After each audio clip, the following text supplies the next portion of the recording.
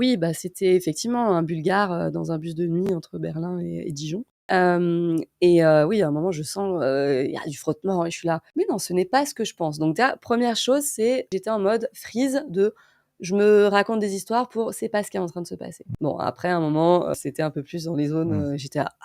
Donc je prends la main, je dégage et je suis là, je veux pas faire de bruit, les gens sont en train de dormir. Le mec continue. Donc 2e stratégie, je me dis: «Attends, c'est quoi les stratégies?» Donc je prends un peu de recul, freeze, fly. Ah OK, fly, c'est quoi? Donc je me lève, je bouge et je vais chercher un siège. Il y en avait pas, je retourne m'asseoir, il continue. Là, je me relève et je trouve la seule place. Il y avait une seule femme. Je m'assois près de la femme, je la pousse un peu, je dis: «Je Ouais. suis désolée, laisse-moi la place à côté de toi». Et le 3e, et le lendemain, je me dis: «Je peux pas laisser passer ça, je ne peux pas».